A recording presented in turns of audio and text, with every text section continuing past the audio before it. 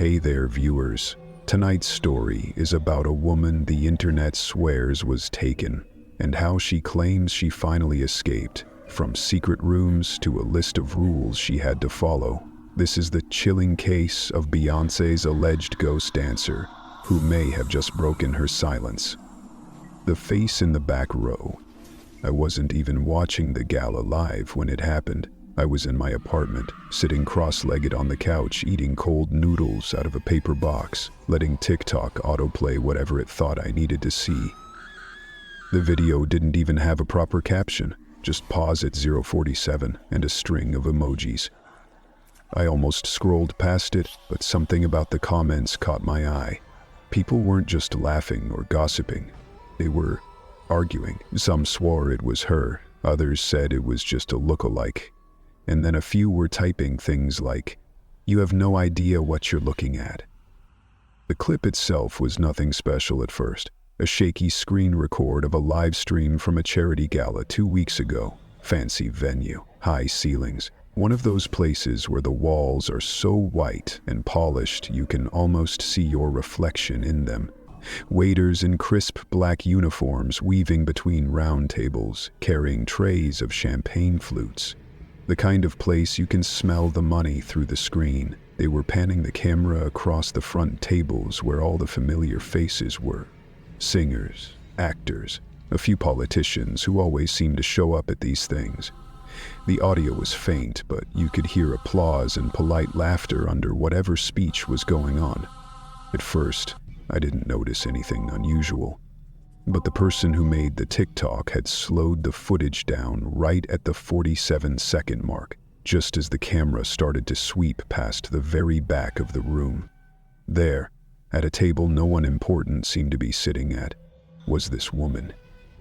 Her skin looked almost washed out under the lights, like she hadn't been in the sun in years. She had a huge hoodie on, the hood down but the fabric bunched at her neck like she'd been pulling on it. No jewelry, no makeup you could see from that distance, just these wide, unblinking eyes locked directly on the camera. It wasn't the kind of look people give when they know they're being filmed. It wasn't a "hey, I'm on TV" kind of stare. It was deliberate, focused, and it didn't change even as the camera moved away. Someone had circled her face in red on the TikTok and added the caption, "That's her. That's the one who vanished." I froze the frame myself. I don't know if it was because of the way her hands were hidden under the table or because of the way her shoulders seemed tensed, like she was bracing for something. But the longer I stared, the more I started to feel like I was intruding on something private. The comments were chaos. "Beats Maya." No, Maya had darker hair. He's been gone since 2017. That's just some random guest, stop reaching. And then one that made my skin crawl. Pause it. Look at her mouth. So I did. I scrubbed back, watched it frame by frame. For half a second, her lips moved. Not a smile. Not chewing. Just two distinct shapes. Some people in the comments swore she was saying, "Help me." That's when I realized why the name Maya sounded familiar. Years ago, during Beyonce's Formation era, there'd been a new face in the rehearsal clips fans were sharing online. A dancer, maybe 19 or 20, with this bright, elastic energy in every move. People noticed her right away because she seemed to always be just behind Beyonce in the formation. Not in the back, not off to the side, but right there. Then, a month later, she was gone. No explanation, no mention. In later clips, she just wasn't there. Fans asked about her on Instagram lives with other dancers. No one answered directly. One girl just shook her head and said, "We don't talk about that," before ending the live. It became one of those tiny internet mysteries that stick in certain corners of the fandom. There were theories, of course. Some said she got injured and went home. Others claimed she broke her NDA and got fired. But the most persistent rumor, the one that never quite died, was that she didn't leave on her own, that she'd been personally recruited by Beyonce, taken into some sort of special training, and never came back. Obviously, they threatened her the basement door. Now here she was, maybe, sitting in the back row of a charity gala, like a ghost who wandered into the wrong party. I didn't want to believe it at first. People look like other people all the time. The lighting was weird, cameras distort faces. But the internet doesn't need proof to spin a story, and within hours the screenshot was everywhere. Someone dug up old rehearsal stills and put them side by side with the gala freeze frame. Same jawline, they said. Same mole near her right ear. Same slightly uneven eyebrow. Then came the identity guessing game. The first theory was the obvious one, that it was Maya, the missing dancer, and she'd somehow resurfaced after all these years. The second was more boring, but still possible, that she was just a guest, maybe a friend of someone on the event staff, caught in an unflattering light. But the third theory was the one that spread fastest, that she was some kind of escaped victim. The words trafficking and cult started popping up in hashtags. People claimed they could see the fear in her eyes. Others said the oversized hoodie was hiding injuries, or that she was wearing it to make herself look less noticeable. It was ridiculous, but I couldn't look away. By midnight, TikTok had spawned dozens of spin-off videos. People were overlaying the clip with ominous music, drawing arrows to every tiny detail, the way her fingers twitched under the tablecloth, the way her chair was pushed a little farther back than the others, the absence of a place card in front of her. One account claimed they'd enhanced the audio and could hear her whispering even over the crowd noise. Another posted a shaky video of their computer screen showing what they said was the full table view from another angle, where a man in a dark suit seemed to be leaning toward her, speaking low. I kept telling myself it was just internet drama, a nothing story, but every time I tried to close my phone, I'd find myself back on that frame, watching her stare down the camera like she was trying to burn the image into whoever was watching. Somewhere in the scroll I found a Reddit thread that went deeper. Someone had archived old fan blogs from 2017, ones that had posted about Maya's sudden absence. Most of them had been deleted, but the Wayback Machine had captured fragments. There were blurry backstage photos, captions like, "She's in," followed by silence weeks later. A few posts hinted at special rehearsals in places other than the main studio. One mentioned going to the house again with a wink emoji. That one got deleted within hours back then, according to the commenter. The thread's top comment was from a user who claimed they'd worked in catering for a private event that same year. They said they remembered a group of dancers who seemed too quiet compared to the others, and that one girl, who they swore looked like the gala woman, never ate during the whole 12-hour shift. She just sat there in this giant sweatshirt even though it was hot as hell in that room. They wrote, every time someone asked if she was okay, one of the managers would answer for her. That was when the hoodie detail started to feel heavier. In every image from the gala, no one else had on anything like it. Everyone else was in dresses, suits, glittering fabrics. She looked like she'd wandered in from a different world entirely. By the next day, major gossip pages had picked it up. Some ran with the missing dancer angle. Others avoided naming names but still used her face as clickbait. And under every post, the debate kept looping. Was it really her? If it was, where had she been all this time? And why did she look like she'd seen a ghost or become one? I couldn't stop thinking about that mouth movement. 2 words, fast, precise. The amateur lip readers all agreed, "Help me." But no one could say for sure. By the end of the week, the image had shifted from a curiosity to a kind of online campfire story. People began attaching their own theories, their own proof. A former tour driver claimed in a comment that he'd once been told to take a special passenger to a location that wasn't on his route list, and that the passenger wore the same hoodie. A fan swore they'd seen her in the background of an Instagram story from a producer's house just months ago, sitting alone by a window. Everywhere I looked, her face was there, sometimes grainy, sometimes crystal clear, but always with those eyes locked forward, like she'd found the one camera in the room and decided that was her only chance.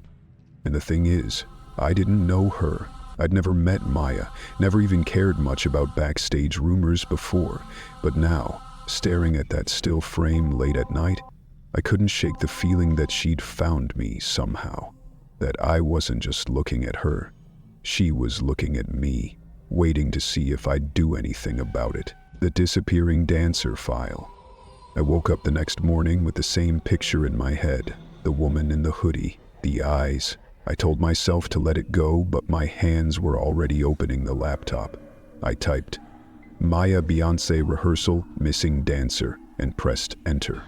The first page of results was useless. Recaps, threads that went in circles. I scrolled to the bottom and clicked older pages. That is when the little pieces started showing up, not on big sites, but on small fan blogs with dates from years back. One blog had a post from 2017 with a blurry rehearsal photo. The caption said, "New girl is fire," and a heart emoji. The comments underneath were excited, people asking her name, people saying she looked young. Another post, maybe 3 weeks later, had questions like, "Where did she go? And is she okay?" The blogger never answered. After that, the whole site was gone. When I clicked, it showed an error. I copied the address and pasted it into the Wayback Machine at https://webjar.grg. Old snapshots appeared like little blue dots on a calendar. I clicked one from June, and the missing post was still there in the captured version. The last line was a single sentence. "We are not allowed to say more." I kept repeating the same routine, copy the dead link, paste it into the Wayback Machine, open the blue dot. Each time there would be a small bit of something, a caption, a tag, an image saved with a file name like floor_markings_final PG that showed taped X marks on a studio floor.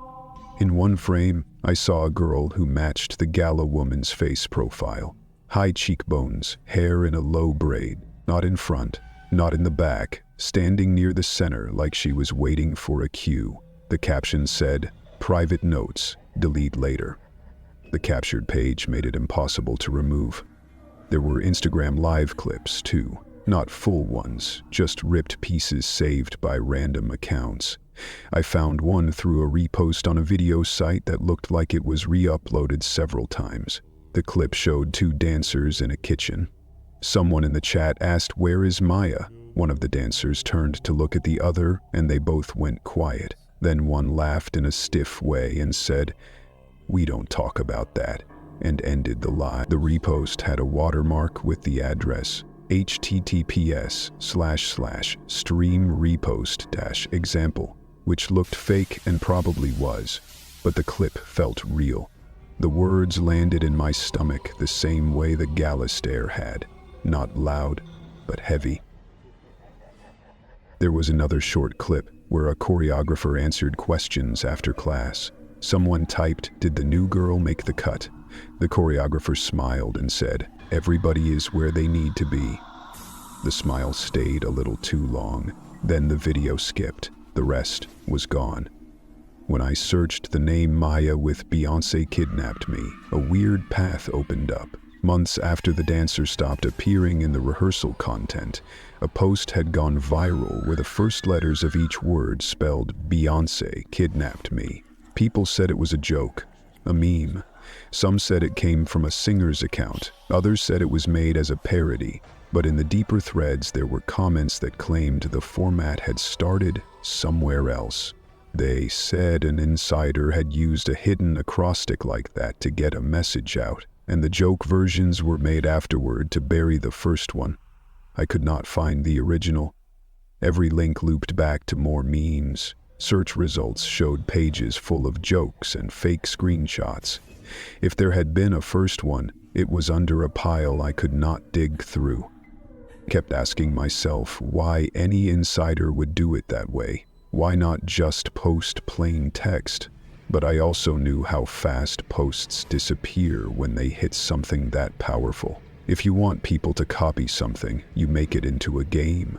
You make it easy to share. And if someone needed a message to spread and survive, turning it into a meme would do that. Even if the meaning got twisted, the shape would live. I clicked back to the rehearsal photos. One set stood out. It was taken near a side door in a studio. You could see black curtains and a folding chair with a jacket draped over it. The girl who looked like Maya was walking past the chair with a lanyard around her neck. The plastic laminate on the lanyard was bigger than the usual Backstage passes I'd seen in other pictures. When I zoomed in, the letters were hard to read, but the top line looked clear. It said personal only, in bold. In the same photo, 3 other dancers wore the usual thin, square passes with their names. No one else had the bigger laminate. The caption for that photo said, "Special list tonight." The comments section underneath was full of eyes emojis and "who is she?" and then a reply from the account owner that just said, "Stop." I thought about that lanyard for a long time. I thought about how people make rules to separate groups. This door and not that door. This pass and not that pass. It was not proof of anything, but it felt like a flag sticking out of the ground in the middle of a plain field. You could ignore it, you could pretend it was nothing, but it was there. At lunch, I made a sandwich and ate it without tasting it. I kept the laptop open on the counter. I searched for Maya last post April 25 and dancer vanished April 25.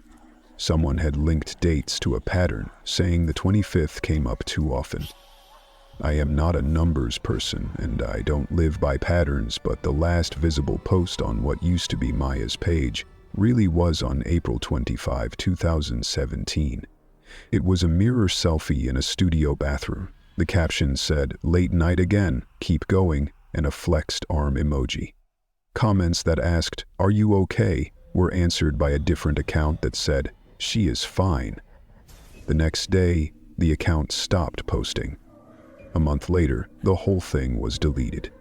The archives kept a few blank pages, like a skeleton of something that used to stand there. I wanted to hear her voice, not a caption, not a meme. I opened a podcast episode someone linked in a forum. The host had 2 callers who claimed to be former crew on a major tour, but they never named the artist. Their voices were altered and had a slow rhythm that sounded like they were choosing words with care. One said the NDAs were not just about dance routines, they were about private conditioning sessions, which I did not understand. He said the sessions happened in rooms without clocks or phones. He said some performers waited for hours in what he called the blue room, and they were told not to speak unless spoken to. He said the sessions were not abusive in a way you could point to. He said they were made to look like work. He said that was the point. It could have been a story to get listens. It could have been real. I paused it and looked at the clock on my oven. The number almost matched the timestamp on the podcast where he said the word conditioning.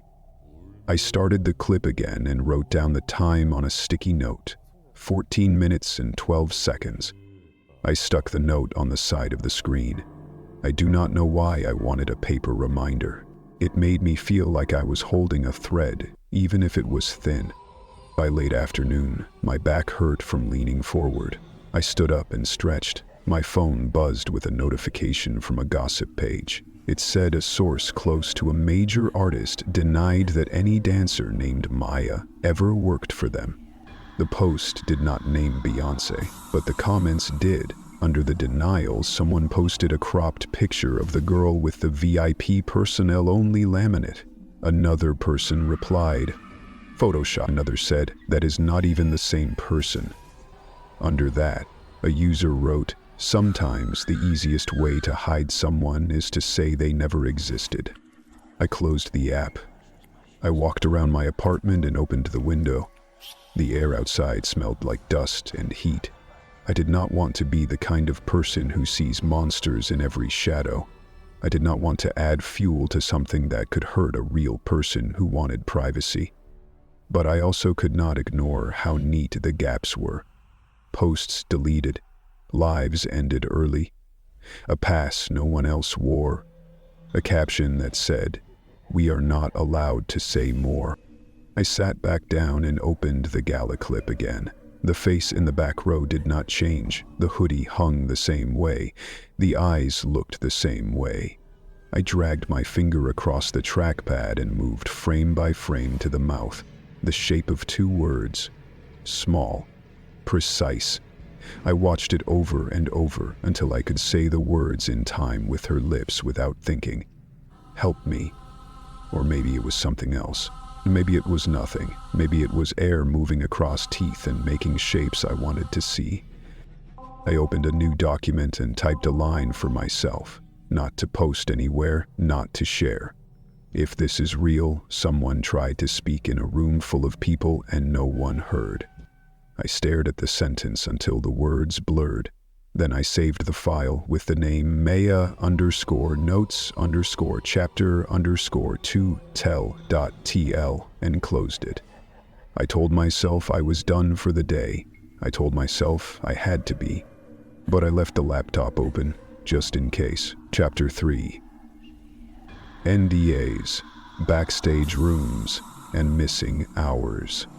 By now I'd stopped pretending I was just casually curious. I had folders on my desktop, sticky notes with usernames and dates, and tabs open from podcasts I didn't even know existed a week ago. Every time I thought I'd hit the end of the road, something new would pop up, usually buried in places you wouldn't expect, like a small-town gossip page or a comments section that had nothing to do with Beyonce on the surface. That's where I first read about the NDAs. It wasn't in some viral thread. It was in a half-forgotten episode of a podcast about touring life, uploaded to a channel that hadn't posted in months. The host was interviewing former crew members who kept their names out of it, their voices digitally lowered to the point where they sounded like they were speaking underwater.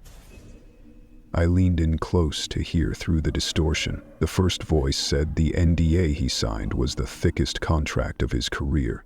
Not just the standard ban on revealing choreography or set lists, but entire sections about non-performance interactions and conditioning protocols.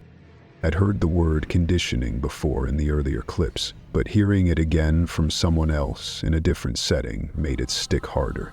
This voice claimed the NDAs even forbade describing any preparatory environment or pre-appearance procedure, which sounded like the kind of legal language you wouldn't notice unless you went looking for it. He laughed in a tired way and said the contract was written so that you couldn't even describe the color of the carpet in certain rooms without risking a penalty. Then he brought up the blue rooms. According to him, these were waiting rooms hidden deep in the backstage layout, places without clocks, windows, or even working outlets. Phones were taken away before entry.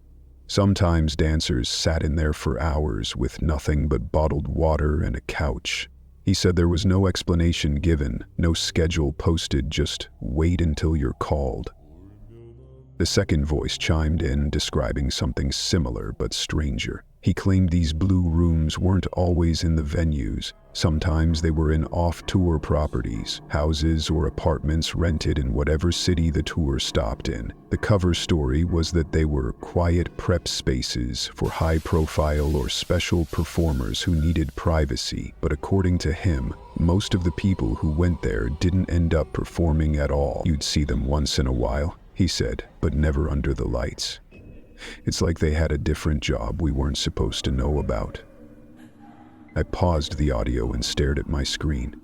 It was hard to tell where the truth ended and rumor began, especially with anonymous voices that could belong to anyone. But something about the way they described the spaces felt oddly specific. Details you wouldn't make up unless you'd really been there. When I pressed play again, the host asked about auditions. That's when the second voice said something that made me sit forward. The real auditions didn't happen in the studios, he said. Not for everyone. He described being told to drive a van of dancers to a large house in a quiet neighborhood. No sign outside, no number on the mailbox, just a tall wooden gate.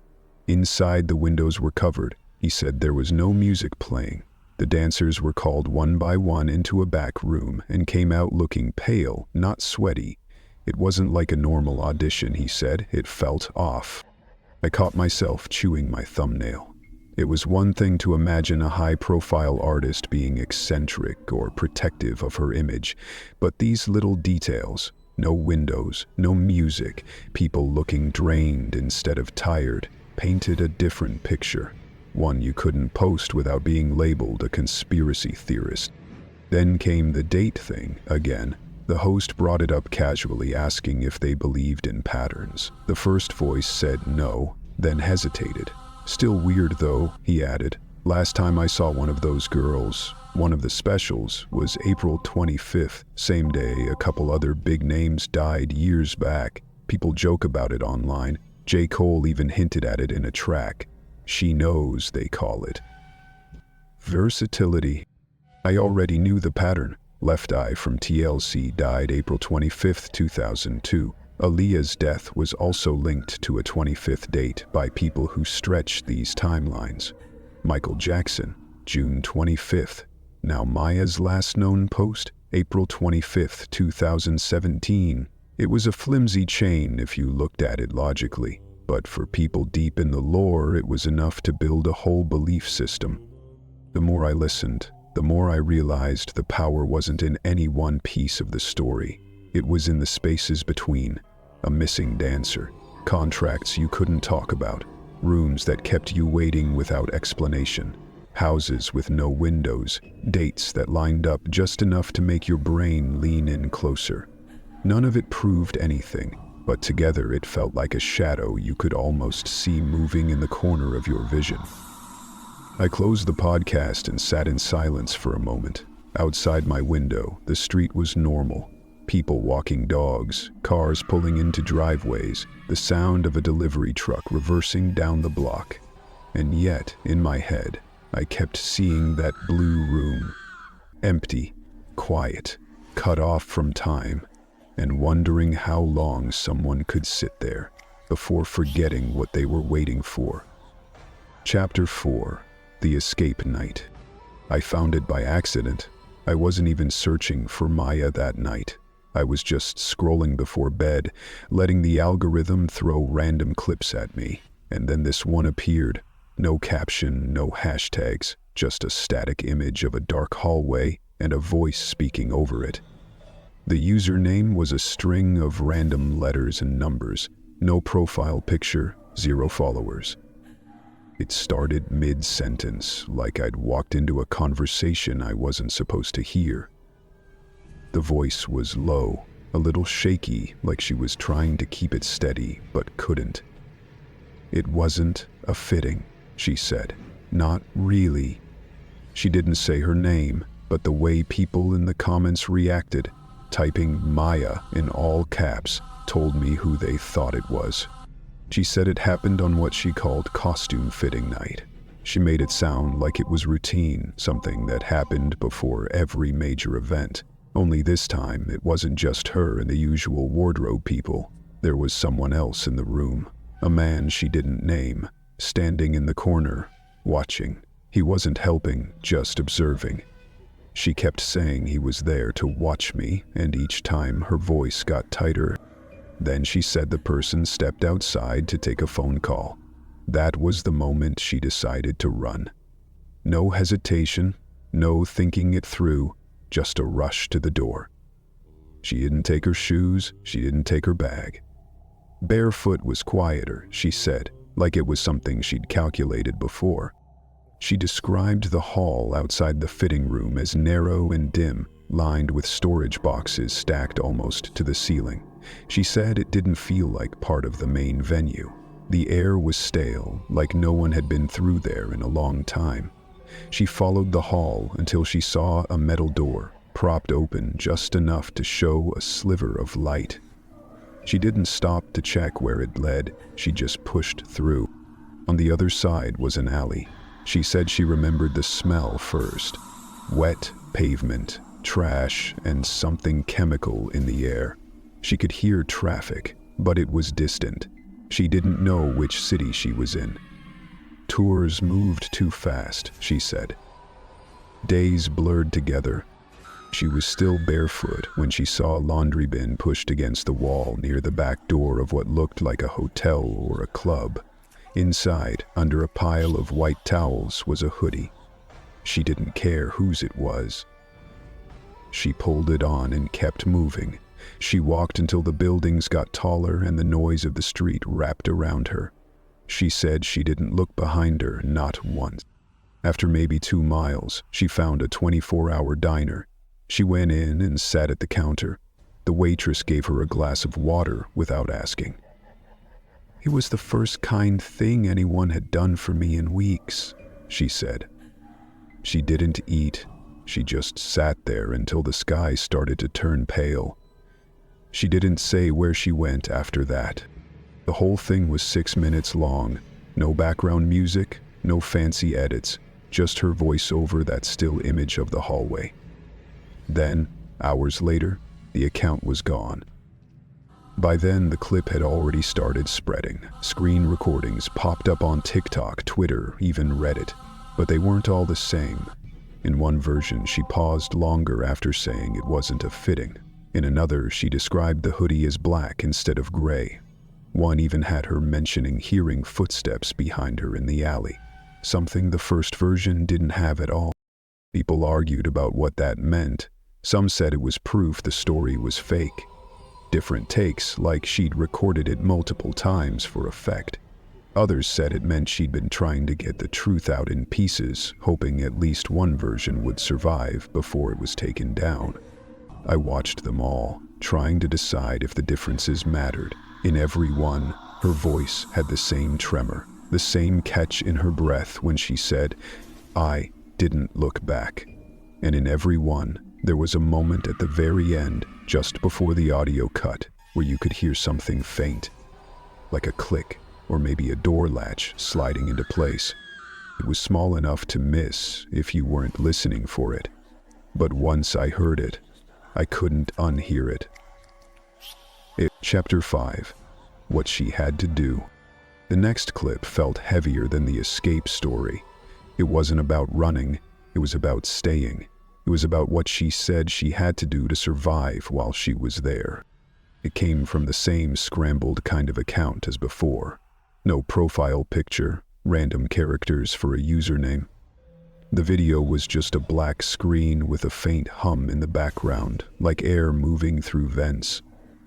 The voice, low, tense, said she called it the ritual list. Not a name she was given, just what she started calling it in her head. She said it wasn't written down anywhere. She learned it by watching and by being corrected. The first rule, never eat before 7 p.m., no matter how long rehearsals went. She said they could be dancing since morning, drenched in sweat, stomachs growling, and still the food laid out in the corner was off limits until the clock hit the hour. She never knew if it was about discipline or control, but she knew not to break it. She'd seen someone take a bite early once. The next day they were gone. No explanation, no goodbye. The second rule, if Beyonce entered the room, you stopped moving, completely. Even if you were mid-spin or mid-step, you froze. She said it was like the air itself paused when that happened. No one told her why, only that it was how things were done. She remembered one time she didn't notice Beyonce come in and kept dancing. She felt a hand on her shoulder, firm, holding her still until Beyonce had walked past. The third rule was the one that stuck with me the most. Every night had to end the same way, reciting a single line from an unreleased song, in complete darkness. She said she didn't even know the rest of the song, just the line. The lights would be turned off, and everyone in the room would say it together. If someone hesitated, they'd be told to start over. She never said what the line was, only that she could still hear it in her head when she tried to sleep. The fourth rule, only speak to Beyonce if she speaks to you first, and when you do, answer in song lyrics when possible. She said it didn't have to be her songs, but it had to be music. At first, she thought it was a game, but over time she realized it wasn't optional. Once, when she forgot and answered normally, Beyonce's expression didn't change, but the next day, Maya found herself left out of rehearsal entirely. She didn't explain why these rules existed. She didn't connect them to anything. She only said breaking them meant you didn't come back. The comments went wild. Some people said it was proof of a cult structure, rules designed to strip away your sense of time and self.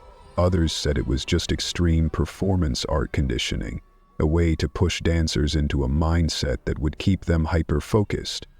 People argued over whether the unreleased song line was some kind of mental branding or just a strange team-building exercise. But the thing that got me was her voice when she said the last part. It got quiet, almost a whisper, like she didn't want to be overheard even though it was a recording. She said, "When you've been doing it long enough, you don't even think about the rules anymore. You just are the rules." The video ended there. No goodbye, no explanation, just that sentence hanging in the dark. Chapter 6. Damage Control Mode. The machine kicked in fast. Within a day of the gala photos starting to spread, the biggest Beyonce fan accounts were all posting the same thing. It didn't matter if they were based in New York, London, or Brazil. The wording was identical. Stop spreading lies. Protect our queen. Some added heart emojis, some added the bee emoji, but the message was clearly coordinated. It read like something drafted and passed around in a group chat that not everyone was invited to join. Scrolling through it felt strange. Just hours earlier, those same accounts had been buzzing with speculation, some even sharing the freeze frame themselves. Now the tone had flipped completely, like a switch had been thrown. Threads got locked. Comments disappeared. People who kept bringing it up were blocked or muted. Then Tina Knowles, Beyonce's mother, posted an Instagram story. It was a black background with white text that read, "Beware the wolves in sheep's clothing." No hashtags, no tagging anyone. But the timing didn't feel like a coincidence. By the time I went to screenshot it, it was gone. Later that day, she posted another story, claiming her account had been hacked and that anything posted in the last 24 hours wasn't from her. Some people believed her. Others didn't. The wolves, quote, started getting printed on memes next to Maya's gala image. By the end of that same day, TMZ ran a story with the headline, "Close Sources Deny Beyonce Ever Worked with Missing Dancer Maya." The article was short, only a few paragraphs, and didn't go into detail. It said, multiple sources close to the singer confirmed there was no dancer by that name on any official payroll or tour roster.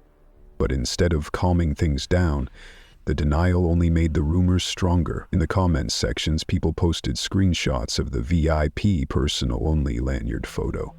Others argued it could have been photoshopped. Every thread became an argument between people convinced she never existed and people just as convinced she'd been erased on purpose. That's when the legal letters started hitting the smaller gossip blogs. Screenshots began circulating of emails from a law firm warning that continued publication of defamatory statements concerning private conditioning protocols would result in legal action. The phrase "private conditioning protocols" jumped out at everyone. It wasn't just vague legalese, it echoed exactly what the anonymous voices on that old podcast had said. One blogger refused to take their post down. Instead, they published the legal letter itself, highlighting that phrase in yellow. It didn't take long before someone made a t-shirt with those 3 words in bold block letters. The shirt wasn't meant for the mainstream. It was an inside joke for the people following the Maya story closely. Photos started popping up online of people wearing them in public, in grocery store aisles, even at concerts. It was surreal. In less than a week, a shaky freeze frame from a gala live stream had spiraled into this. Fan wars, cryptic posts, official denials, and a 3-word phrase turned into streetwear. And yet, through all of it, Maya hadn't appeared again. Not in another video, not in another account, not even in another blurry background of someone else's post. She'd been everywhere and nowhere at the same time. Chapter 7. The Pattern Hunters. Once the official denials started making the rounds, the amateur investigators doubled down. It wasn't just about Maya anymore. The conversation shifted to every so-called ghost dancer, performers who showed up briefly in rehearsal footage or promo material and then vanished without explanation. Reddit threads became sprawling databases. Users were compiling lists of names from past tours, linking them to archived interviews, fan-shot rehearsal videos, and old crew photos. When someone's career seemed to end suddenly, no new credits, no social media updates, they'd add them to the ghost list. The numbers weren't huge, but there were enough to make the pattern hunters feel like they were onto something. Then a Google Earth clip went viral. It showed a large property in a quiet neighborhood, not far from a venue Beyonce had played during one tour. The satellite image was zoomed in on a house with blackout curtains on every window and a strange metallic vent jutting from the roof. A TikTok voiceover claimed this matched descriptions of one of the off-tour houses used as a prep space for special performers. Whether that was true didn't seem to matter. The clip spread fast. People started sharing coordinates, dropping pins in cities across the country, and tagging them, possible houses. The more the sleuths dug, the more the 25th of the month pattern came back. Users lined up tour dates, disappearance dates, and the deaths of various celebrities that conspiracy circles had already linked together. Left Eye, Aaliyah, Michael Jackson. They called it a ritual calendar, implying the 25th wasn't coincidence but a chosen marker. Maya's last post, April 25th, was now considered part of the chain. One thread tied her alleged escape to a change in Beyonce's set list. A certain interlude, a slow, atmospheric transition used for years, was suddenly dropped from the show right after the gala. Fans speculated that the interlude's imagery might have been tied to Maya in some way, and removing it was an attempt to erase the connection. Others said it was just a normal refresh for the tour. Then someone leaked a screenshot of a text message, supposedly from a stagehand. It was short, only one line: "We can't use Blue Room 3 anymore."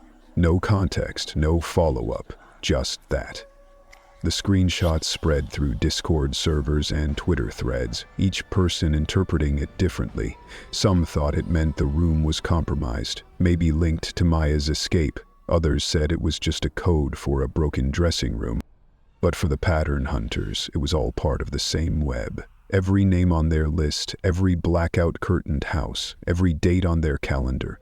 They wove it together into a story that was bigger than Maya and far harder to prove wrong. Chapter 8. The Last Transmission. It showed up with no warning, no promo, no chatter beforehand. Just a bare link dropped into a buried Reddit thread about the gala photo. The username posting it was new, only minutes old, and the account deleted itself almost immediately after. The link went to a private SoundCloud track titled Only, with a date, 5/7. The file itself was rough, like it had been recorded on a phone from across the room.